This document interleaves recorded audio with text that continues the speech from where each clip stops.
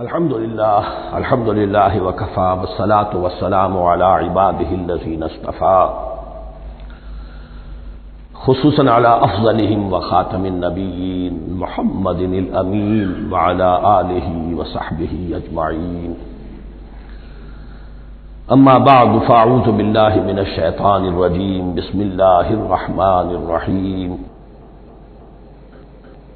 ما ننسخ من آیت او ننسها نأت بخیر منها او مثلها الم تعلم ان اللہ علی کل شیء قدیر الم تعلم ان اللہ له ملک السماوات والارض وما لکم من دون اللہ من ولی ولا نصیر صدق اللہ العظیم۔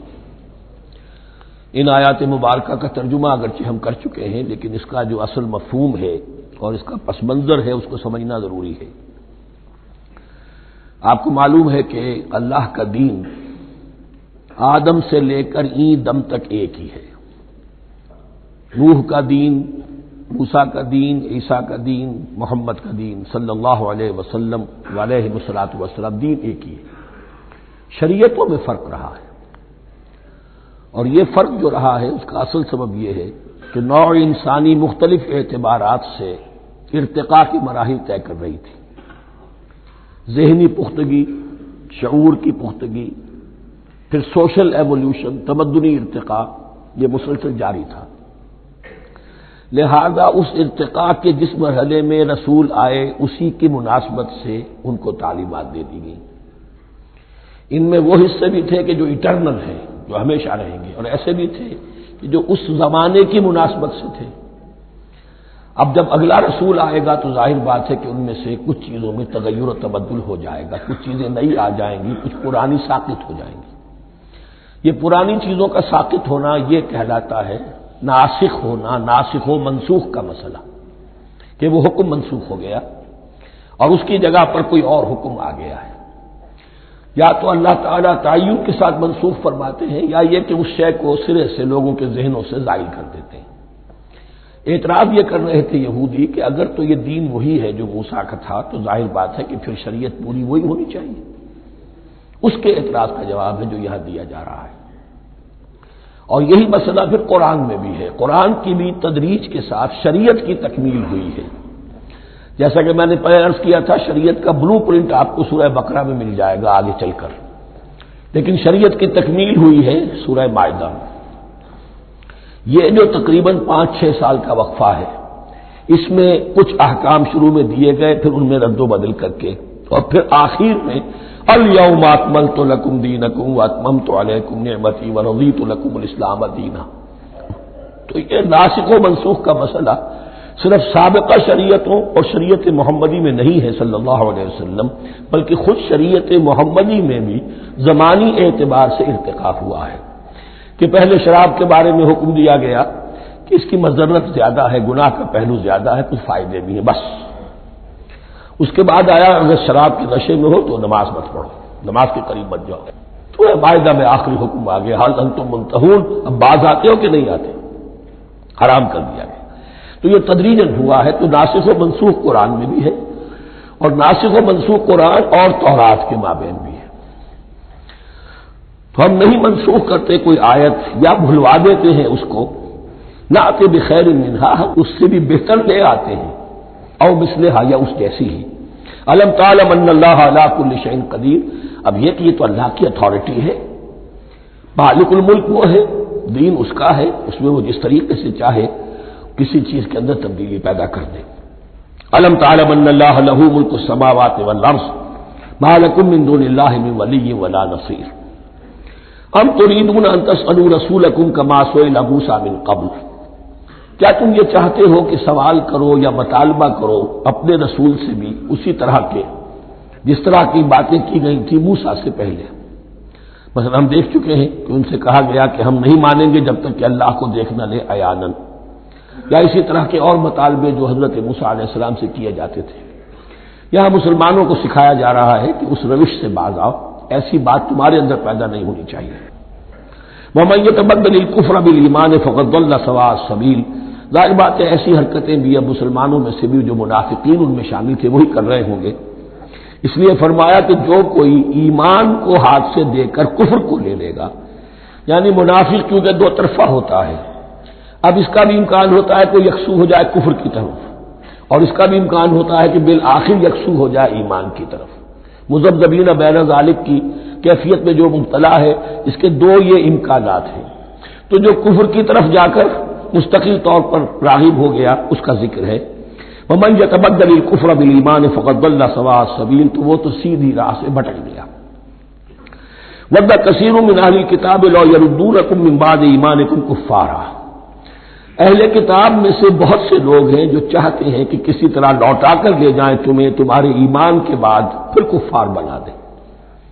یہ ایسے ہی ہے کہ جیسے کسی بلی کی دم کٹ جائے تو وہ یہ چاہے گی کہ ساری بلیوں کی دمیں کٹ جائیں تاکہ وہ کوئی علیحدہ سے نمایاں نہ رہے۔ تو وہ چاہتے تھے کہ یہ چیزیں جو ہیں ان کو واپس لے آیا جائے، اہل ایمان کو بھی کفر میں لے آیا جائے، حسدا من عند انفسہم، اور یہ ان کا طرز عمل ان کے حسد کی وجہ سے کہ کیوں یہ نعمت جو ہے ان کو دے دی گئی۔ من بعد ما تبین لهم الحق، اس کے بعد کہ ان پر حق بالکل واضح ہو چکا ہے، وہ جان چکے ہیں، پہچان چکے ہیں، کسی مغالطے میں نہیں ہے، غلط فہمی میں نہیں ہے۔ فاعفوا واصفحوا، یہ بہت اہم ہے مقام۔ تو اے مسلمانوں تم معاف کرتے رہو اور صرف نظر سے کام لو۔ اس کا اصل مطلب کیا ہے؟ ابھی تو چونکہ مدنی دور کا آغاز ہو رہا ہے، ابھی کشمکش کے اور کشاکش کے اور مقابلے کے اور تصادم کے بڑے سخت مراحل آ رہے ہیں، کیونکہ تمہارا سب سے پہلا جو محاذ ہے وہ تو کفار مکہ کے خلاف ہے، سب سے بڑھ کر وہی آئیں گے، تم پر حملے کریں گے، جنگیں ہوں گی۔ تو فوری طور پر یہ جو آستین کے سانپ ہیں ان کو ابھی چھیڑو مت، جب تک یہ پڑے رہیں ڈورمنٹ، انہیں پڑا رہنے دو۔ ایک وقت آئے گا یہاں یوں سمجھیے کہ یہ حکم دیا جائے فی الحال انہیں چھیڑو مت، ان کے طرز عمل کے بارے میں زیادہ توجہ نہ دو، فاعفو، معاف کرتے رہو، درگزر کرتے رہو۔ اور وصفحو کہتے ہیں، صفح کہتے ہیں ایک طرف کا، یہ صفح ہے، یہ ورق ہے، صرف نظر کر لینا، دیکھا اندیکھا کر لینا، نظر انداز کر دینا، حتی یاتی اللہ بامرہ، یہاں تک کہ اللہ اپنا فیصلہ لے آئے۔ ایک وقت آئے گا کہ پھر مسلمانوں کو غلبہ آخری حاصل ہو جائے گا، اور جب جو یہ باہر کے دشمن ہیں ان سے تم نمٹ لو گے، پھر یہ کہ ان اندرونی دشمنوں کے خلاف بھی تمہیں اب آزادی دی جائے گی کہ ان کو بھی ان کے کیفر کردار تک پہنچا دو۔ ان اللہ علی کل شیء قدیر، یقیناً اللہ ہر چیز پر قادر ہے۔ واقیموا الصلاۃ وآتوا الزکاۃ، نماز قائم رکھو، زکوٰۃ دیتے رہو۔ وما تقدموا لانفسکم من خیر تجدوہ عند اللہ، اور جو کچھ بھی تم خیر میں سے، بھلائی میں سے اپنے لیے آگے بھیجو گے، کوئی مال خرچ کر رہے ہو تو خرچ کہاں ہو گیا؟ وہ تو اللہ کے ہاں ڈپازٹ ہو گیا، جمع ہو گیا۔ وما تقدموا لانفسکم من خیر تجدوہ عند اللہ، اسے اللہ کے پاس پاؤ گے۔ ان اللہ بما تعملون بصیر، یقیناً جو کچھ تم کر رہے ہو اللہ اسے دیکھ رہا ہے۔ وقالوا لن يدخل الجنة الا من كان هودا او نصارى، اب دیکھیں جب یہ نئی امت اب تشکیل پا رہی ہے تو یہودی اور نصرانی جو ایک دوسرے کے دشمن تھے مسلمانوں کے مقابلے میں جمع ہو گئے، انہوں نے کہنا یہ شروع کیا وقالوا لن يدخل الجنة، ہرگز نہیں داخل ہوگا جنت میں الا من كان هودا او نصارى، سوائے اس کے جو یا تو یہودی ہو یا نصرانی ہو۔ جیسے ہمارے ہاں بھی ہوتا ہے، اہل حدیث کے مقابلے میں دیوبندی بریلوی جمع ہو جائیں گے، چاہے وہ آپس میں ایک دوسرے کے ساتھ جو بھی ان کا بیر ہے وہ اپنی جگہ ہے۔ اسی طریقے سے اہل تشیع کے مقابلے میں شاید اور جو ہے اہل سنت کے لوگ جمع ہو جائیں۔ تو ایک کامن اینمی جب آ جاتا ہے تو پھر یہ ہے کہ وہ لوگ جن کے اپنے اندر بڑی کنٹرڈکشنز ہیں وہ پھر ایک متحدہ بحث بناتے ہیں۔ وقالوا لن يدخل الجنة الا من كان هودا او نصارى تلك امانيهم، یہ لفظ دوبارہ آ گیا، یہ ان کی خواہشات ہیں، من گھڑت خیالات ہیں، ان کی وشفل تھنکنگ ہے۔ قل ہاتوا برہانکم ان کنتم صادقین، کہو ان سے لاؤ کوئی دلیل اگر تم سچے ہو، دلیل کتاب سے لاؤ، کہیں تورات میں لکھا ہے یہ، کہیں یہ انجیل میں لکھا ہے، جو تورات اور جو انجیل تمہارے پاس ہے اسی میں سے دکھا دو کہ یہ لکھا ہوا، کہیں لکھا ہوا نہیں۔ اب یہاں پر وہ یونیورسل ٹروتھ آ رہا ہے، بلا من اسلم وجہہ للہ وہو محسن، کیوں نہیں؟ ہر وہ شخص کے جو اپنا چہرہ اللہ کے سامنے جھکا دے اور وہ محسن ہو، اس کا رویہ صدق پر، سچائی پر، حسن کردار پر مبنی ہو، سر کا جھکانا منافقانہ نہ ہو، جزوی نہ ہو کہ کچھ مانا کچھ نہیں مانا۔ بلا من اسلم وجهه لله وهو محسن فله اجره عند ربه، تو اس کے لیے اس کا اجر محفوظ ہے اس کے رب کے پاس۔ فلا خوف علیہم ولا هم يحزنون، نہ ان پر کوئی خوف ہوگا اور نہ ہی وہ حزن سے دوچار ہوں گے۔ یہ دوسری آیت ہے کہ جس سے کچھ لوگوں نے استدلال کیا ہے کہ ایمان بالرسالت ضروری نہیں ہے۔ اب دیکھیے اس کا جواب وہی ہوگا، نمبر ایک تو یہ ہر جگہ پر ساری چیزیں بیان نہیں کی جایا کرتی، کوئی چیز کہیں بیان کی گئی، کوئی کہیں بیان کی گئی ہے۔ کتاب کو لینا ہے تو پوری کو پوری ایک کتاب کی حیثیت سے۔ دوسرا یہ کہ یہ سارا سلسلہ کرام جو ہے، جو دو بریکٹس کے مابین آ رہا ہے، اس میں پہلے سے ہے وَآمِنُوا بِمَا أَنزَلْتُ مُصَدِّقًا لِمَا مَعَكُمْ وَلَا تَكُونُوا أَوَّلَ كَافِرٍ بِهِ، تو وہ تو ضرب کھا رہی ہے اس پورے کے پورے مضامین کے سلسلے سے جو ان دو بریکٹوں کے درمیان آ رہا ہے۔ اب دیکھیے ایک طرف تو ان کا کہنا یہ تھا کہ جنت میں داخل نہیں ہوگا مگر وہی جو یہودی ہو یا نصرانی ہو۔ اب عمل کیا ہے؟ وقالت اليهود ليست النصارى على شيء، یہودی کہتے ہیں نصارہ کی کوئی حیثیت نہیں، کوئی بنیاد نہیں، کوئی جڑ نہیں۔ وقالت النصارى ليست اليهود على شيء، اور نصارہ کہتے ہیں کہ یہود کی کوئی بنیاد نہیں، بے بنیاد لوگ ہیں، کوئی حقیقت ان کی حقانیت ہے ہی نہیں۔ وهم يتلون الكتاب، اور مزہ یہ ہے کہ دونوں ایک کتاب پڑھ رہے ہیں۔ اولڈ ٹیسٹمنٹ تو مشترک ہے یہودیوں میں اور عیسائیوں میں، یہ بہت اہم نقطہ ہے۔ اور جدید عیسائیت میں جو ایک بہت بڑی طاقت ابھر رہی ہے امریکہ میں، وہ ہے کہ جو عیسائیت کو جیوڈائز کر رہی ہے، کیونکہ رومن کیتھولک مذہب جو تھا اس نے تو چونکہ گویا کہ سارا رشتہ توڑ لیا تھا بائبل سے، سارا اختیار پوپ کے ہاتھ میں آ گیا تھا، لیکن پروٹیسٹنٹس نے پھر بائبل کو قبول کیا۔ اب اس کی منطقی انتہا یہ کہ اولڈ ٹیسٹمنٹ کے اوپر بھی اب ان کی توجہ ہو رہی ہے کہ آخر یہ بھی تو ہم مانتے ہیں کہ ہماری کتاب ہے اور اس میں جو کچھ لکھا ہے اس کو نظر انداز کیسے کر سکتے ہیں۔ تو حال ہی میں ہم نے جو ایک سیمینار کیا تھا امریکہ میں، جس میں ایک یہودی عالم بھی آئے تھے، ایک عیسائی بھی آئے تھے، اور مسلمانوں کی طرف سے بھی ہمارے ایک ساتھی بلال کوشل نے بات کی تھی، تو وہاں ایک یہودی عالم نے کہا کہ اس وقت اسرائیل کو سب سے بڑی سپورٹ جو مل رہی ہے وہ ان عیسائیوں سے مل رہی ہے امریکہ میں سے، کہ جو اس وقت ایونجلسٹ کہلاتے ہیں وہاں پر، اور جو ایک بڑا فرقہ بن کر ابھر رہے ہیں۔ بہرحال یہ ان کا طرز عمل ہے۔ وَهُمْ يَتْلُونَ الْكِتَابَ، اور وہ دونوں کے دونوں کتاب کے پڑھنے والے ہیں۔ كَذَلِكَ قَالَ الَّذِينَ لَا يَعْلَمُونَ مِثْلَ قَوْلِهِمْ، اسی طرح کہا تھا ان لوگوں نے کہ جو کچھ بھی نہیں جانتے انہی کی سی بات کہی تھی، یعنی یہ اشارہ ہے مشرکین مکہ کی طرف۔ فاللہ یحکم بینہم یوم القیامت فیما کانوا فیہ یختلفون، تو اللہ تعالیٰ فیصلہ کر دے گا ان کے مابین قیامت کے دن ان تمام باتوں کا جن میں کہ یہ اختلاف کر رہے تھے۔ ومن اظلم ممن منع مساجد اللہ ان یذکر فیہا اسمہ وسعی فی خرابہا۔ اب دیکھیے یہاں جو بخیہ یہ آیات آ رہی ہیں، تو اگرچہ خطاب تو ہے وہ بریکٹس کے مابین، خطاب میں بنی اسرائیل، لیکن اب یہاں کچھ ریفرنسز اہل مکہ کی طرف شروع ہو گئے ہیں، اور اس کے بعد سے حضرت ابراہیم کا تذکرہ آئے گا، پھر تحویل قبلہ کا ذکر آئے گا۔ تحویل قبلہ میں ظاہر بات ہے کہ وہ قبلہ جو ہے وہ مشرکین مکہ کے قبضے میں تھا اس وقت، اس حوالے سے ریلیونٹ کچھ مضامین جو ہیں اس کی تمہید باندھی جا رہی ہے۔ یہ ساری تمہید ہے جو آگے آنے والا مضمون ہے تحویل قبلہ، جو علامت تھی اس بات کی کہ اب وہ سابقہ امت مسلمہ معزول کر دی گئی اور نئی امت محمد صلی اللہ علیہ وسلم اس مقام پر نصب کر دی گئی، انسٹال کر دی گئی۔ اس کے حوالے سے جو مسئلے اٹھیں گے، اسی لیے قال الذین لا یعلمون مثل قولہم، میں نے عرض کیا کہ یہ مشرکین مکہ کی طرف اشارہ ہے۔ ومن اظلم ممن منع مساجد اللہ یذکر فیہا اسمہ، اس سے بڑھ کر ظالم کون ہوگا جو اللہ تعالی کی مسجدوں سے لوگوں کو روکے کہ وہ اس میں اس کا نام لے سکے۔ چونکہ مشرکین مکہ نے مسلمانوں کو محروم کر دیا تھا حرم سے، اب وہاں جانے کی ان کو اجازت نہیں تھی۔ سن 6 میں حضور گئے بھی ہیں، تب بھی یہ کہ صلح حدیبیہ ہو گئی، واپس آنا پڑا، عمرہ کرنے کی اجازت نہیں ملی، سن 7 میں پھر ہوا ہے۔ تو یہ 7 برس بہت شاہ گزرے ہیں، محمد الرسول اللہ صلی اللہ علیہ وسلم اور اہل ایمان پر۔ اب یہاں ذکر ہو رہا ہے ان کا، قریش کا۔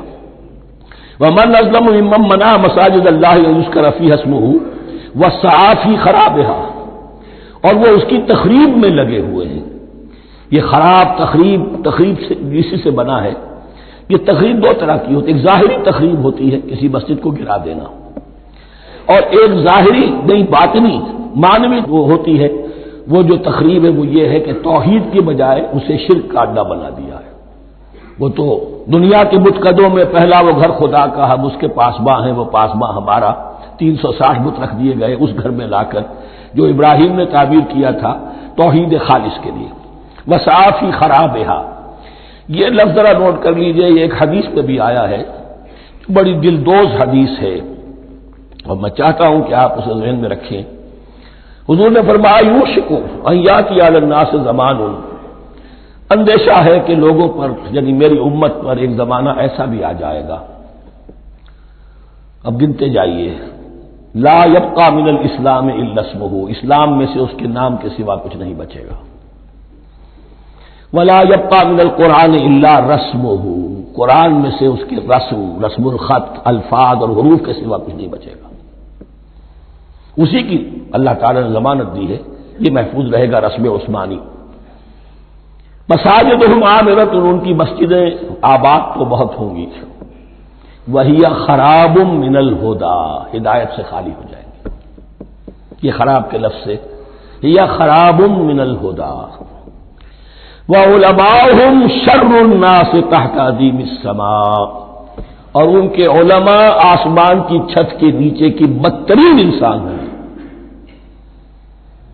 من عندہم تخرج الفتنۃ وفیہم تعود، فتنہ انہی کے اندر سے برآمد ہوگا، انہی میں گھس جائے گا، یعنی ان کا کام فتنہ انگیزی، مخالفت، جنگ و جدال، بھڑکانا، اپنے اپنے فرقے کے لوگوں کے جذبات کو بھڑکاتے رہنا اور مسلمانوں کے اندر اختلافات کو ہوا دینا، یہی ان کا کام رہ جائے گا۔ آج جن کو ہم علماء کہتے ہیں ان کی عظیم اکثریت اس کیفیت سے دوچار ہو چکی ہے۔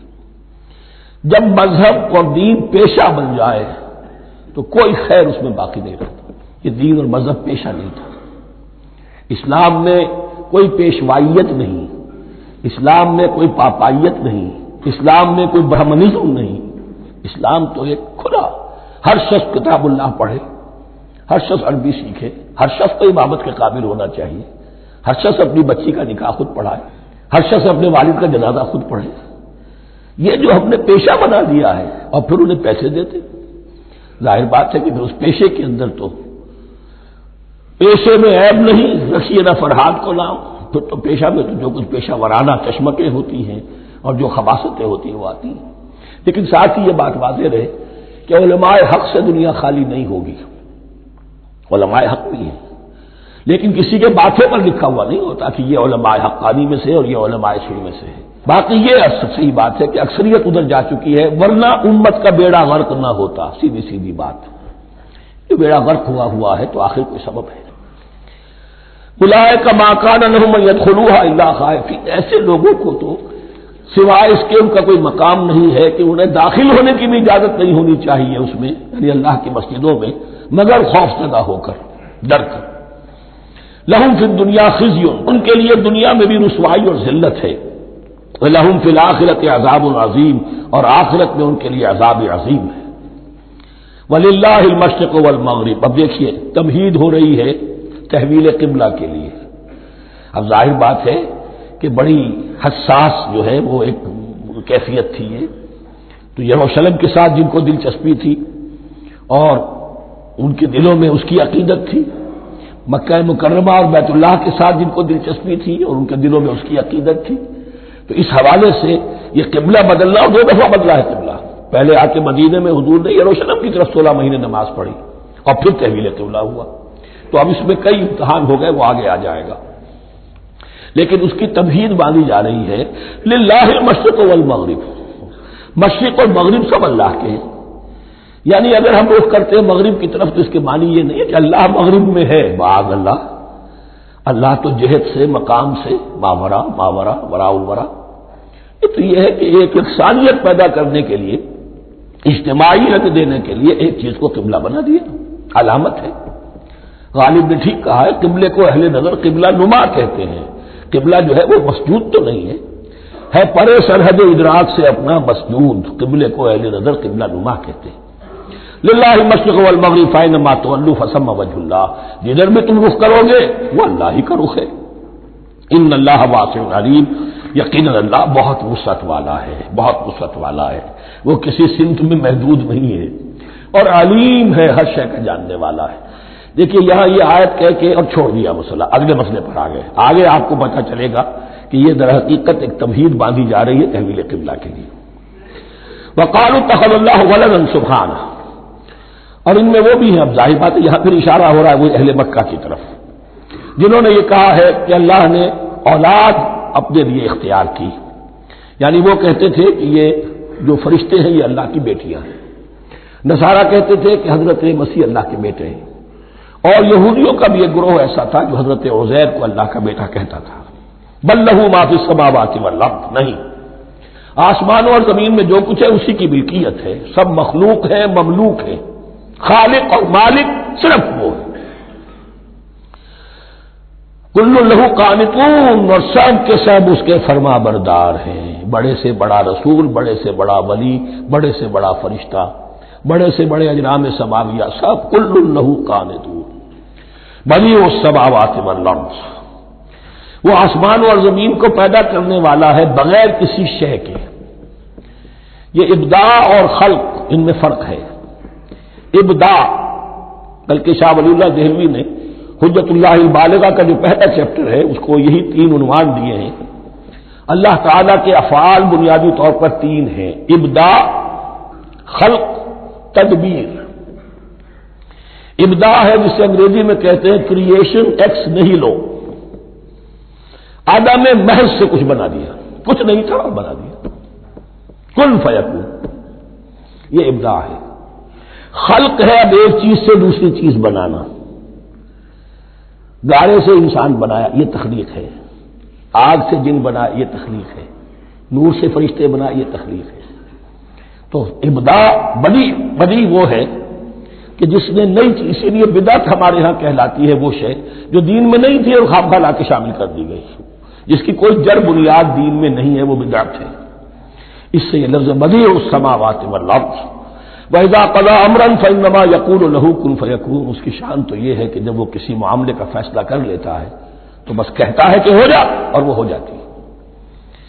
وَقَالَ الَّذِينَ لَا يَعْلَمُونَ لَوْلَا يُكَلِّمُنَا اللَّهُ وَتَأْتِينَا آیَةٌ، اور کہا ان لوگوں نے جو علم نہیں رکھتے، یہاں پھر وہی مشرکین مکہ کی طرف روح سخن ہے، کیوں نہیں بات کرتا ہم سے اللہ، اور کیوں نہیں کوئی لے آتا ہمارے پاس کوئی نشانی۔ یہ میں عرض کر چکا ہوں، یہ مضمون جو ہے کہ ان کا مطالبہ تھا بہت شدت کے ساتھ کہ کوئی معجزے ویسے ہی دکھاؤ جیسے تم کہتے ہو کہ عیسیٰ نے دکھائے تھے، موسیٰ نے دکھائے تھے، تو ہمارے یہ مطالبے پورے کر دو، ہم مان لیں گے۔ یہ ذکر آئے گا سورہ انعام میں اور پھر سورہ بنی اسرائیل میں۔ کذالک قال الذین من قبلہم مثل قولہم، اسی طرح کی باتیں جو لوگ ان سے پہلے آئے تھے وہ بھی کہتے رہے۔ تشابہت قلوبہم، ان کے دل ایک دوسرے سے مشابہ ہو گئے ہیں۔ قد بینا الآیات لقوم یوقنون، اور ہم نے تو اپنی آیات کو واضح کر دیا ہے ان لوگوں کے لیے جو یقین کرنا چاہیں۔ انا ارسلناک بالحق بشیرا ونذیرا، اے نبی ہم نے آپ کو بھیجا ہے حق کے ساتھ بشیر اور نذیر بنا کر۔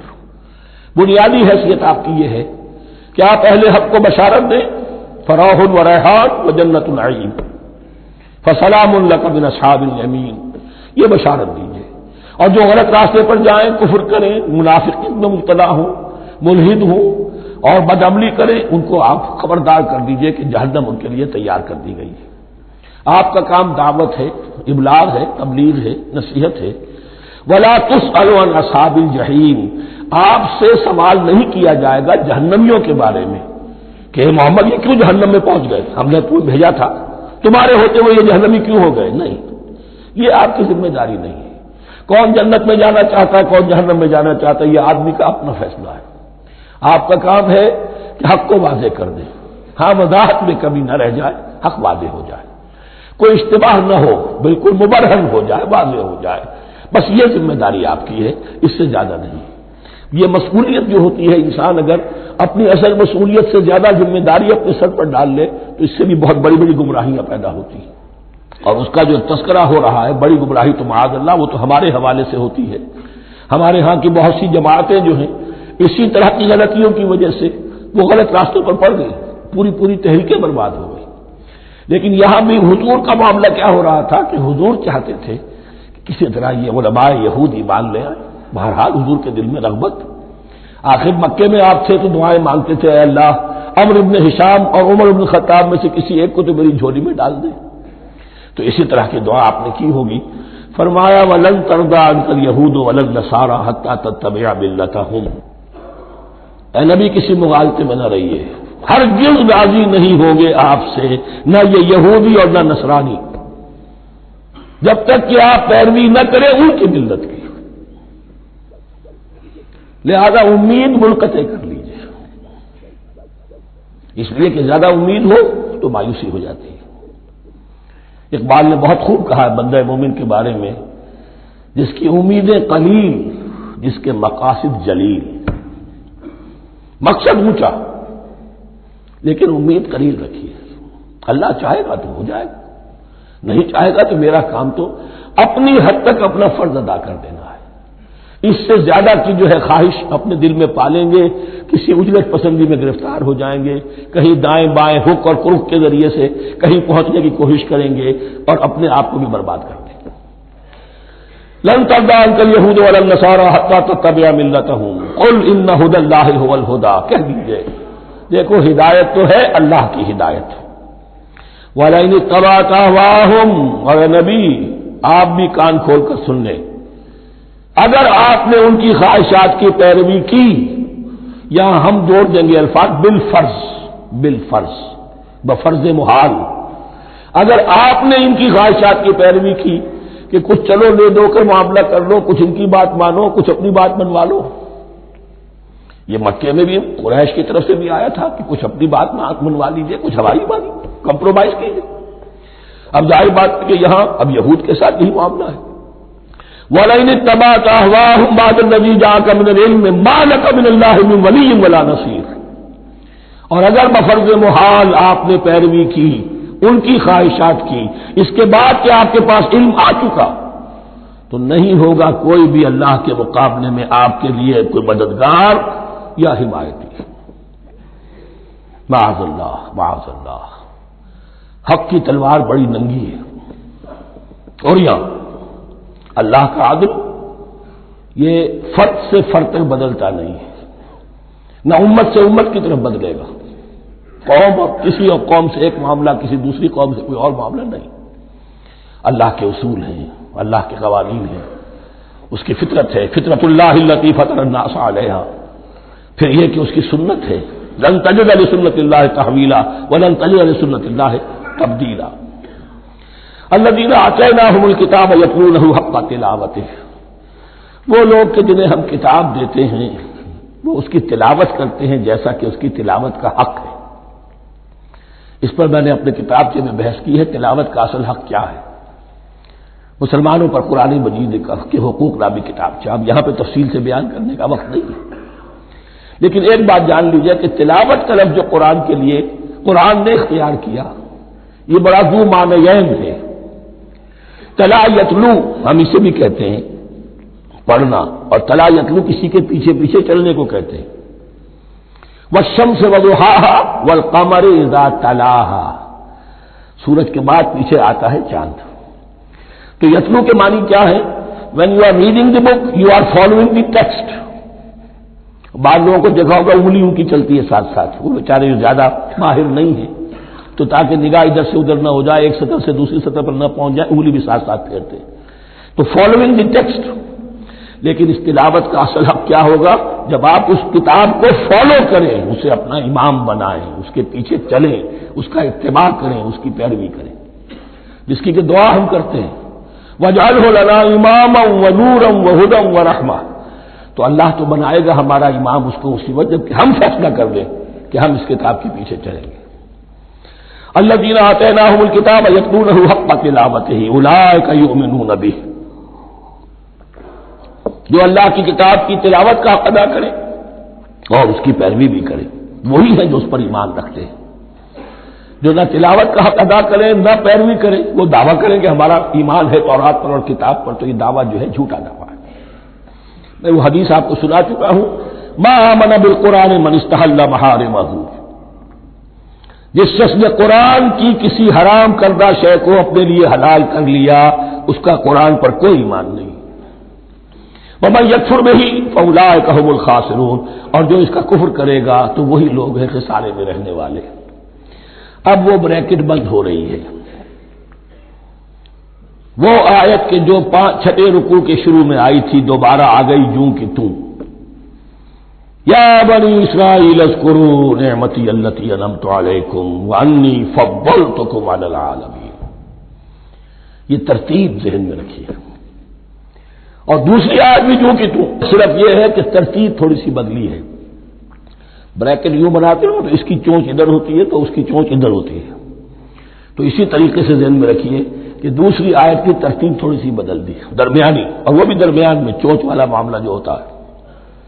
واتقوا یوما لا تجزی نفس عن نفس شیئا، یہ تو جو کہ تو وہی ہے، ڈرو اس دن سے جس دن کوئی جان کسی دوسری جان کے کام نہ آ سکے گی۔ ولا يقبل منها عدل، وہاں کیا تھا ولا يقبل منها شفاعۃ، یہاں کیا آیا ولا يقبل منها عدل، نہ اس سے کوئی فدیہ قبول کیا جائے گا۔ ولا تنفعها شفاعۃ، یہ شفاعت بعد میں لے آئے، عدل پہلے لے آئے، وہاں شفاعت پہلے ہے عدل بعد میں، بس یہ تبدیلی ہے۔ ولا هم ينصرون، اور یہ پھر جو کا تو وہی جو پہلی آیت میں تھا، جو چھٹے رکوع کی دوسری آیت ختم ہوئی، نہیں انہیں کوئی مدد مل سکے گی۔ یہ جو حصہ تھا جو تقریباً 10 رکوعوں پر مشتمل تھا، سورہ بقرہ کے 18 رکوع کہ جن میں روح سخن ہے سابقہ امت مسلمہ کی طرف، 4 رکوع بڑے عموم کے حامل تھے، لیکن بین السطور وہاں بھی اشارے موجود تھے، روح سخن جو تھا وہ بنی اسرائیل کی طرف۔ 10 رکوعوں میں صراحت کے ساتھ ساری گفتگو انہی سے ہے، الا یہ کہ ایک جگہ مسلمانوں سے خطاب کر لیا، کچھ آخر میں اہل مکہ کا تذکرہ بھی ہو گیا۔ اب اس کے بعد ذکر شروع ہو رہا ہے حضرت ابراہیم علیہ السلام کا، وہ بات سمجھ لیجیے کہ کیا وجہ ہے اس کی۔ دیکھیے حضرت ابراہیم کی دفع کی یہ 2 شاخیں چلی، ویسے تو 3 ہیں۔ عام طور پر لوگوں کے علم میں ہے کہ 2 بیویاں تھیں، حضرت ہاجرہ سے حضرت اسماعیل پیدا ہوئے، بڑے تھے، حضرت سارہ سے حضرت اسحاق، ان کے بیٹے یعقوب، یعقوب کے 12 بیٹے بنی اسرائیل۔ حضرت اسماعیل کو حضرت ابراہیم نے آباد کیا خانہ کعبہ کے پاس لا کر، بواد غیر ذی زرع، تو وہاں یہ جو ہے نسل چلی۔ لیکن نبوت جو ہے حضرت ابراہیم کے بعد حضرت اسماعیل کو تو ملی، اس کے بعد مسلسل یوں سمجھیے کہ تقریباً 3000 کا فصل ہے سالوں کا کہ کوئی نبوت اس شاخ میں نہیں آئی۔ نبوت کا سلسلہ چلا دوسری شاخ میں، حضرت یعقوب، حضرت اسحاق، حضرت یعقوب، حضرت یوسف، چلتے جائیے، حضرت موسیٰ اور ہارون سے شروع ہو کر حضرت عیسیٰ اور یحییٰ تک 1400 برس مسلسل۔ اگرچہ تیسری شاخ بھی تھی، بنو قطورہ کہلاتے، تیسری اہلیہ آپ کی تھی قطورہ، بنی قطورہ میں سے ان کی اولاد بڑی کثیر تھی، ان میں سے ایک مدین تھے، مدین یا مدیان، ان میں حضرت شعیب کی بعثت ہوئی تھی۔ حضرت شعیب بھی حضرت ابراہیم کی نسل میں سے ہیں لیکن بنی مدیان میں سے۔ بہرحال اب چونکہ حضور کی بعثت ہوئی بنی اسماعیل میں، ادھر بنی اسرائیل ہے، ان سے یہ خطاب ہو رہا ہے سابقہ امت مسلمہ، اور اب یہ امامت الناس منتقل ہونے والی ہے بنی اسرائیل سے بنی اسماعیل کو۔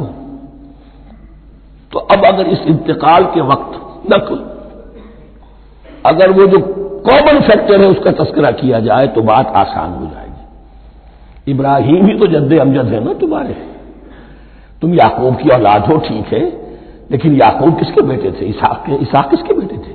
ابراہیم کے۔ تو یہ دوسری نسل میں تو ابراہیم ہی کی ہے۔ اس حوالے سے ان کے لیے سہل بنایا جا رہا ہے کہ بات کو سمجھو، یہ صرف یہ ہے کہ 2 پیڑھی اوپر جا کر مل گئے اور اللہ نہ کر سکا۔ اور حضرت ابراہیم نے خانہ کعبہ کی تعمیر کی اور اسے اب مرکز بنانا ہے اہل توحید کا، لہذا یہ ساری گفتگو اب شروع ہو رہی ہے۔ 4 رکوع اب وہ ہے 15 سے شروع ہو کر 18 تک، جن کا اصل مضمون ہے تحویل قبلہ۔ وَإِذِ ابْتَلَىٰ إِبْرَاهِيمَ رَبُّهُ بِكَلِمَاتٍ فَأَتَمَّهُنَّ، اور ذرا یاد کرو جب ابراہیم کو آزمایا اس کے رب نے بہت سی باتوں میں.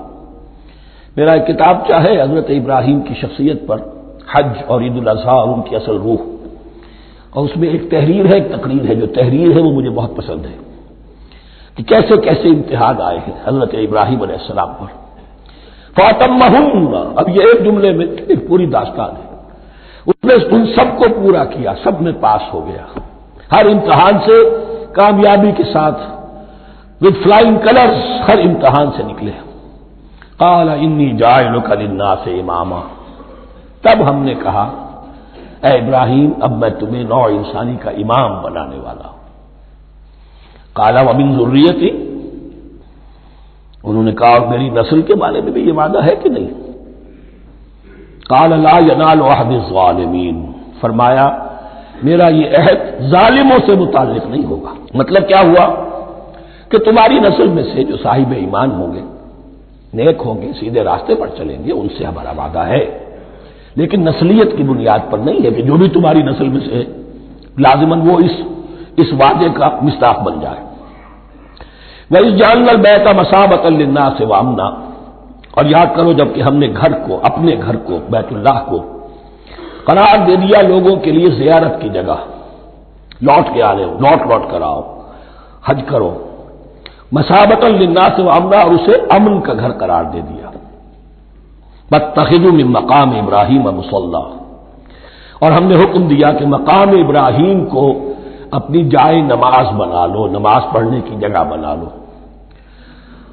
آج کل تو بعض علماء نے یہ کہا ہے کہ مقام ابراہیم سے مراد کوئی خاص پتھر نہیں ہے، بلکہ اصل میں وہ تو پوری جگہ جو تھی وہ مقام ابراہیم، حضرت ابراہیم وہاں آباد ہوئے تھے. لیکن صحیح بات وہی ہے جو ہمارے سلف سے چلی آ رہی ہے، روایات پختہ ہیں اس کے بارے میں کہ جس طریقے سے حجر اسود جنت سے آیا ہے، ایسے ہی یہ بھی ایک پتھر تھا کہ جو جنت سے لایا گیا حضرت ابراہیم کے لیے جب وہ تعمیر کر رہے تھے. کوئی اور ذرائع تو ابھی تھے ہی نہیں، اس کے اوپر وہ کھڑے ہوتے تھے اور یہ پتھر ہی اونچا ہوتا جاتا تھا خود. اب جیسے جیسے تعمیر اوپر جا رہی ہے تو اس کے لیے یہ پتھر اونچا ہوتا تھا. وہ پتھر ہے جو مقام ابراہیم اب بھی محفوظ ہے، اور وہاں پر پھر طواف کر کے کعبے کا مکمل، پھر اس کے آس پاس جو ہے 2 رکعت جو ہے وہ ادا کی جاتی ہے نماز. وَعَهِدْنَا إِلَىٰ إِبْرَاهِيمَ وَإِسْمَاعِيلَ أَن طَهِّرَا بَيْتِيَ لِلطَّائِفِينَ وَالْعَاكِفِينَ وَالرُّكَّعِ السُّجُودِ، اور ہم نے عہد لے لیا تھا ابراہیم اور اسماعیل سے کہ تم دونوں ہمارے اس گھر کو، بیتیا میرے اس گھر کو پاک رکھو. اب یہ تطہیر بھی دونوں طرح کی ہوگی، ظاہری صفائی بھی ہو، گند نہ ہو، تاکہ ظاہر آئیں تو ان کے دلوں میں جو کدورت پیدا نہ ہو، کوفت نہ ہو، کھلی فضا ہو، صاف رکھو. اور تطہیر باطنی، وہاں توحید کا چرچا ہو، کوئی اور کفر اور شرک جو ہے وہ نہ آنے پائے. ان طہرا بیتی للطائفین والعاکفین، طواف کرنے والوں کے لیے، اعتکاف کرنے والوں کے لیے، والرکع السجود، اور رکوع اور سجود کرنے والوں کے لیے. وَإِذْ قَالَ إِبْرَاهِيمُ رَبِّ اجْعَلْ هَٰذَا بَلَدًا آمِنًا وَارْزُقْ أَهْلَهُ مِنَ الثَّمَرَاتِ مَنْ آمَنَ مِنْهُمْ بِاللَّهِ وَالْيَوْمِ الْآخِرِ. اور یاد کرو جب کہ ابراہیم نے کہا تھا اے میرے پروردگار اس گھر کو امن کی جگہ بنا دے، اور اس کے رہنے والوں، اس کے ہاں آباد ہونے والوں کو یعنی بنی اسماعیل کے لیے ان کو رزق عطا فرما، میووں کا اور پھلوں کا. من آمن منہم باللہ والیوم الآخر. اب یہاں حضرت ابراہیم خود رک گئے کہ میں اپنی ساری اولاد کے لیے یہ دعا نہ کروں، اس لیے کہ وہاں روک دیا گیا تھا لا ینال عہد الظالمین. تو جو بھی ان میں سے ایمان اور عمل صالح والے ہوں اور یوم آخر پر ایمان رکھتے ہوں، اجعل هذا البلد آمنا وارزق اهله من الثمرات من آمن منهم باللہ والیوم الآخر. اب یہاں دیکھیے اللہ تعالیٰ نے گویا کہ ہم کہیں گے ازرہ شفقت مسکراتے ہوئے گویا کہ فرمایا کہ ابراہیم قال ومن کفر، تمہاری اولاد میں سے جو کفر کرے گا فأمتعه قلیلا، اس کو بھی میں دنیا کا ساز و سامان تو دوں گا. امامت میں شامل نہیں کر سکتا، لیکن یہ کہ دنیاوی طور پر مال و متاع جو ہے وہ ان کو بھی میں دوں گا. ومن کفر فأمتعه قلیلا ثم اضطره الى عذاب النار، ہاں پھر اسے کشاں لے آؤں گا جہنم کے عذاب کی طرف. وبئس المصیر، اور وہ بہت ہی بری جگہ ہے لوٹنے کی. وَإِذْ يَرْفَعُ إِبْرَاهِيمُ الْقَوَاعِدَ مِنَ الْبَيْتِ وَإِسْمَاعِيلُ، اور یاد کرو جب کہ ابراہیم اٹھا رہے تھے ہمارے گھر کی بنیادوں کو، اور اسماعیل باپ بیٹا دونوں لگے ہوئے تھے۔ یہاں لفظ جو قواعد آیا ہے اس کو نوٹ کیجئے، قواعد قاعدے کی جمع ہے اور یہ بنیادوں کو کہا جاتا ہے، اور اس میں اشارہ ہے حضرت ابراہیم اصل معمار اور بانی نہیں ہے کعبے کے، کعبہ بنایا ہے حضرت آدم نے۔ ان اول بیت وضع للناس للذی ببکہ، پہلا گھر۔ اب کیسے ممکن تھا حضرت آدم علیہ السلام کے زمانے سے لے کر اور حضرت ابراہیم تک کم و بیش جو ہے 4000 برس ہے، عام اندازہ جو ہے تورات کا اگر آپ لگائیں تو کوئی مسجد نہیں بنی ہوگی کیا؟ یہ پہلا گھر ہے، پہلا وہ گھر خدا کا۔ تو اس کی بنیادیں رہ گئی تھیں، باقی وہ امتداد زمانہ سے، اور چونکہ یہ سیلاب کا راستہ تھا، سیلاب کی وجہ سے وہ سب جو ہے دیواریں بہہ گئی تھی، صرف بنیادیں تھیں۔ ان بنیادوں کو پھر وَإِذْ بَوَّأْنَا لِإِبْرَاهِيمَ مَكَانَ الْبَيْتِ، یہ سورہ حج میں جا کر مضمون تفصیل سے آئے گا۔ اب میں آئے گا کہتا ہوں، آ چکا ہے حقیقت کے اعتبار سے، اس لیے کہ یہ ساری مکی صورتیں ہیں جو نازل ہو چکی ہیں سورہ بقرہ سے بہت پہلے۔ تو جب وہ ان بنیادوں کو اٹھا رہے تھے تو دعائیں مانگ رہے تھے، ربنا تقبل منا انک انت السمیع العلیم، اے رب ہماری اس کوشش کو، ہماری اس مشقت کو، محنت کو قبول فرما۔ باہر گھر بنا رہے ہیں، پتھر اٹھا اٹھا کر لا رہے ہیں، حضرت اسماعیل کی عمر اس وقت لگ بھگ 13 برس ہے، ہاتھ بٹا رہے ہیں۔ ربنا تقبل منا انک انت السمیع العلیم، اے رب ہماری اس کوشش کو شرف قبول عطا فرما، یقیناً تو سب کچھ سننے والا اور جاننے والا ہے۔ ربنا وجعلنا مسلمین لک، اور اے رب ہمیں اپنا فرما بردار بنائے رکھ۔ نوٹ کیجئے ابراہیم کہہ رہے ہیں، تو میں اور آپ اگر مطمئن ہو جائیں کہ میری موت لازماً حق پر ہوگی تو بہت بڑا دھوکہ ہے۔ ڈرتے رہنا چاہیے، اللہ کی پناہ طلب کرتے رہنا چاہیے۔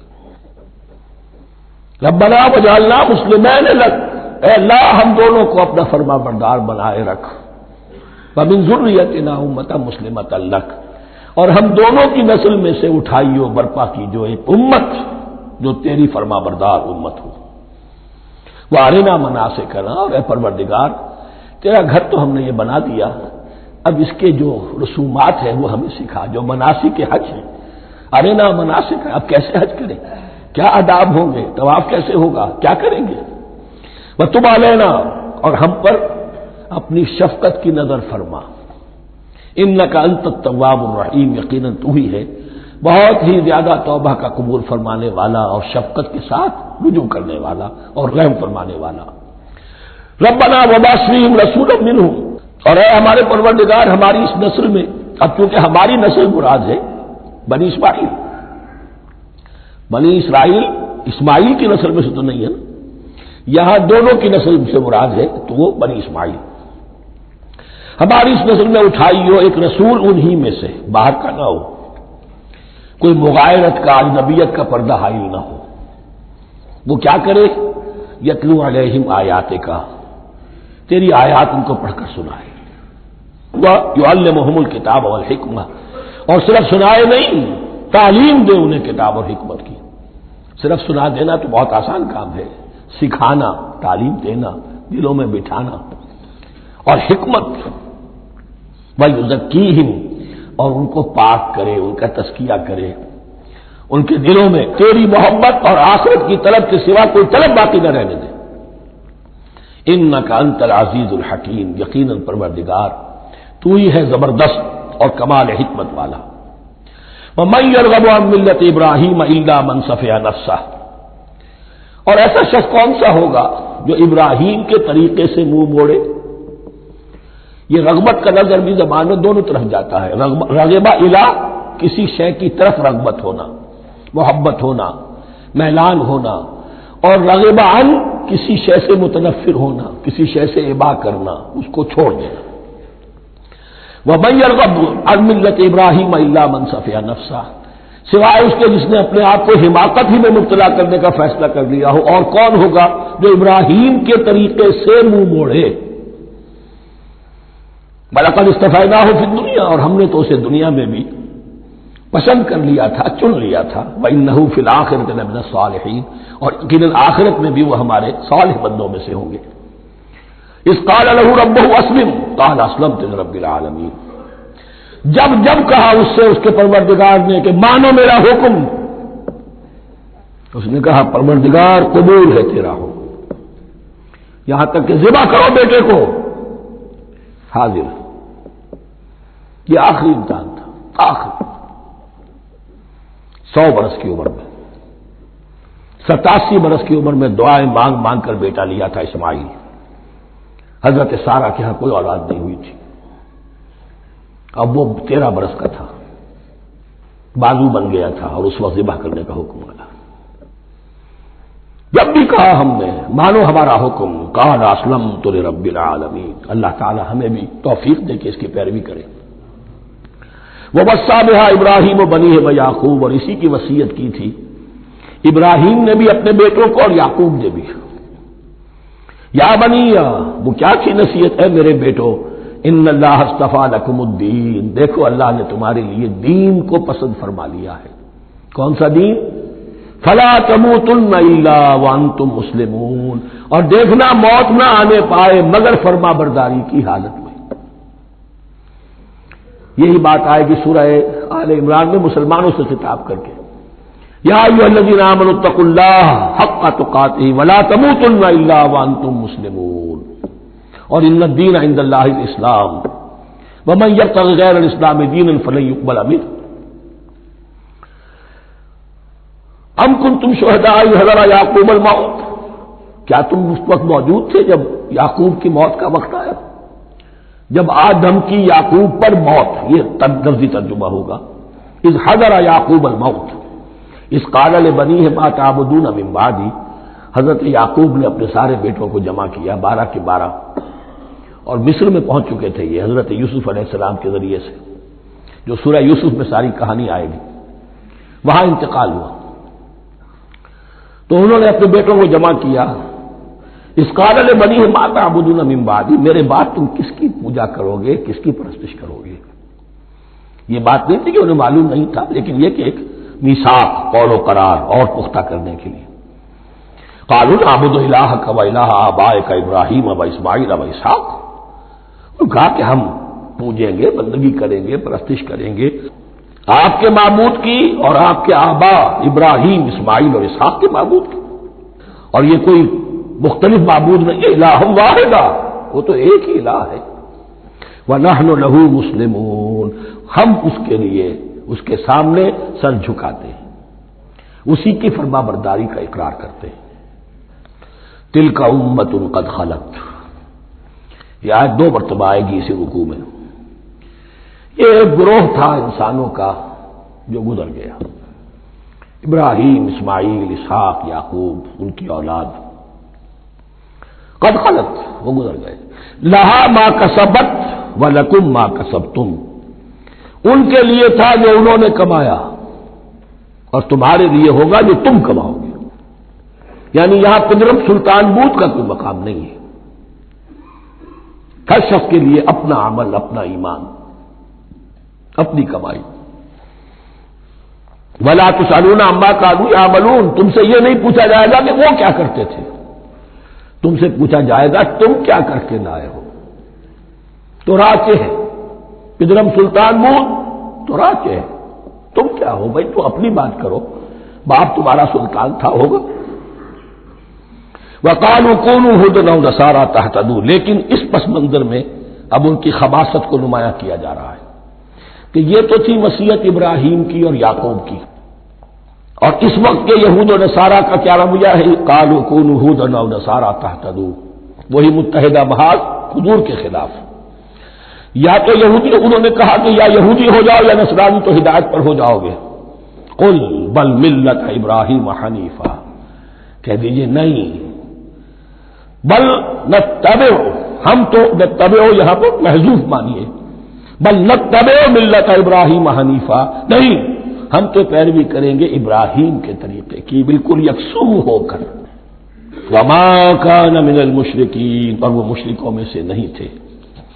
قولوا آمنا باللہ، اب یہاں مسلمانوں کو حکم دیا جا رہا ہے، دیکھو تم ان کے جو کچھ وہ کہتے ہیں اس کے جواب میں تم یہ کہو، قولوا کہو آمنا باللہ، ہم ایمان رکھتے ہیں اللہ پر، وما انزل الینا، اور جو کچھ نازل کیا گیا ہماری جانب، وما انزل الی ابراہیم و اسماعیل و اسحاق و یعقوب، اور جو کچھ نازل کیا گیا ابراہیم اور اسماعیل اور اسحاق اور یعقوب کی طرف، والاسباط اور ان کی اولاد کی طرف، وما اوتی موسیٰ و عیسیٰ، اور جو کچھ دیا گیا موسیٰ کو اور عیسیٰ کو، وما اوتی النبیون من ربہم، اور جو کچھ دیا گیا تمام نبیوں کو ان کے رب کی طرف سے، لا نفرق بین احد منہم، ہم ان میں سے کسی کے مابین تفریق نہیں کرتے، ہم سب کو مانتے ہیں۔ دیکھیے ایک ہے تفضیل، کسی کو ایک کو زیادہ افضل سمجھنا دوسرے سے، یہ اور بات ہے، وہ تو سورہ آل عمران میں آئے گا تلک الرسل فضلنا بعضهم علی بعض۔ تفریق یہ کہ ایک کو مانے ایک کو نہ مانے، ان رسولوں میں سے ایک کا انکار سب کا انکار، لا نفرق بین احد منہم ونحن له مسلمون، اور ہم نے تو اسی کی فرما برداری کا قلادہ اپنی گردن میں ڈال دیا ہے۔ فَإِنْ آمَنُوا بِمِثْلِ مَا آمَنْتُمْ، پھر اے مسلمانوں اگر یہ بھی ایمان لائیں یہود اور نصارہ بالکل اسی طرح جیسے تم ایمان لائے ہو، نو کمپرومائز، ٹھیک ٹھیک وہی دین اختیار کریں، وہی راستہ جو کہ محمد کے ذریعے سے تمہیں دیا گیا صلی اللہ علیہ وسلم، فَإِنْ آمَنُوا بِمِثْلِ مَا آمَنْتُمْ بِهِ فَقَدْ اهْتَدَوْا، تب وہ ہدایت پر ہوں گے۔ وَإِنْ تَوَلَّوْا، اور اگر وہ پیٹھ موڑ لیں، فَإِنَّمَا هُمْ فِي شِقَاقٍ، تو اس کے معنی یہ ہیں کہ وہ زدم زدہ میں اور دشمنی کے اندر وہ مبتلا ہو چکے ہیں۔ فَسَيَكْفِيكَهُمُ اللَّهُ، تو اے نبی آپ کے لیے ان کے مقابلے میں اللہ کافی رہے گا، آپ فکر نہ کریں، آپ کسی کمپرومائز کی دعوت کی طرف توجہ ہی نہ دیں، کچھ دو کا معاملہ سوچیں بھی نہ، ان کی مخالفتوں سے آپ مرعوب نہ ہوں، ان کی دھمکیوں کا کوئی اثر نہ دیں۔ فَسَيَكْفِيكَهُمُ اللَّهُ، اللہ کافی رہے گا آپ کے لیے ان سب کے مقابلے میں۔ وَهُوَ السَّمِيعُ الْعَلِيمُ، اور یقیناً وہ سب کچھ سننے والا اور جاننے والا ہے۔ ایسا نہیں ہے کہ اسے معلوم نہ ہو کہ آپ اس وقت کن حالات میں ہیں، کیسی مشکلات میں ہیں، کس طرح کی نازک صورتحال دن بدن جو ہے شکل بدل رہی ہے، لیکن آپ قائم ہیں۔ یہ ہے جگہ جہاں پر خون پڑا ہوا ہے، اس نسخے میں جو حضرت عثمان تلاوت فرما رہے تھے، اور اس وقت باغیوں نے انہیں شہید کیا ہے، ان کی زوجہ محترمہ نائلہ انہوں نے بچانا چاہا ہے تو ان کی انگلیاں کٹ گئیں، اور خون جو ہے وہ فَسَيَكْفِيكَهُمُ اللَّهُ، ان الفاظ پر وہ خون پڑا ہے، وہ دباب بھی موجود ہے۔ وَهُوَ السَّمِيعُ الْعَلِيمُ، اور وہ سب کچھ سننے والا اور جاننے والا ہے۔ صبغۃ اللہ، کیا معنی یہاں پر بھی ایک آپ کو محذوف ماننا ہوگا، اخترنا صبغۃ اللہ، ہم نے تو اختیار کر لیا ہے اللہ کے رنگ کو۔ وَمَنْ أَحْسَنُ مِنَ اللَّهِ صِبْغَةً وَنَحْنُ لَهُ عَابِدُونَ، اور اللہ سے بہتر رنگ کس کا ہوگا، اور ہم تو بس اسی کی بندگی، اسی کی پرستش کرنے والے ہیں۔ قُلْ أَتُحَاجُّونَنَا فِي اللَّهِ وَهُوَ رَبُّنَا وَرَبُّكُمْ، اے نبی ان سے کہیے کہ کیا تم ہم سے محاجہ کر رہے ہو، حجت بازی کر رہے ہو، جھگڑ رہے ہو، دلیل بازی کر رہے ہو اللہ کے بارے میں؟ وَهُوَ رَبُّنَا وَرَبُّكُمْ، وہ تو ہمارا رب بھی ہے تمہارا رب بھی ہے، رب تو ایک ہے، رب بھی ایک، اس کا دین بھی ایک، ہاں شریعتوں میں فرق ہوا ہے۔ قُلْ أَتُحَاجُّونَنَا فِي اللَّهِ وَهُوَ رَبُّنَا وَرَبُّكُمْ وَلَنَا أَعْمَالُنَا وَلَكُمْ أَعْمَالُكُمْ، رب تو ہمارا بھی وہ تمہارا بھی وہ، البتہ ہمارے لیے ہوں گے ہمارے عمل، تمہارے لیے ہوں گے تمہارے عمل۔ وَنَحْنُ لَهُ مُخْلِصُونَ، اور ہم تو اس کے لیے اپنے آپ کو خالص کر لینے والے ہیں۔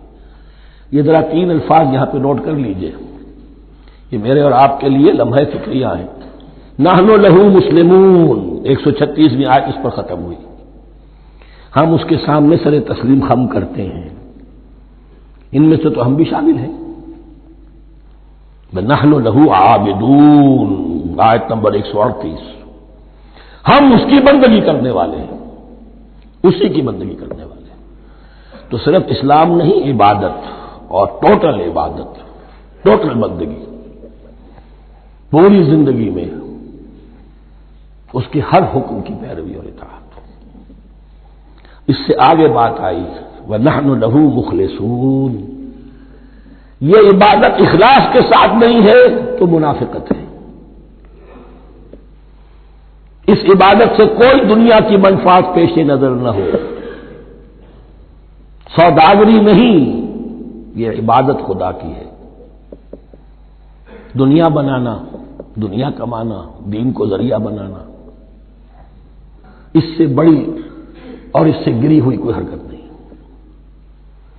اخلاص، حضور نے فرمایا من صلی یرائی فقط اشرکا ومن صام یرائی فقط اشرکا ومن تصدق یرائی فقط اشرکا۔ جس نے نماز پڑھی دکھاوے کے لیے اس نے شرک کیا، جس نے روزہ رکھا دکھاوے کے لیے اس نے شرک کیا، اور جس نے صدقہ خیرات دیا دکھاوے کے لیے اس نے شرک کیا۔ فنحن له مخلصون، نحن له مسلمون، نحن له عابدون، نحن له مخلصون۔ اللهم ربنا اجعلنا منهم، اللهم ربنا اجعلنا منهم۔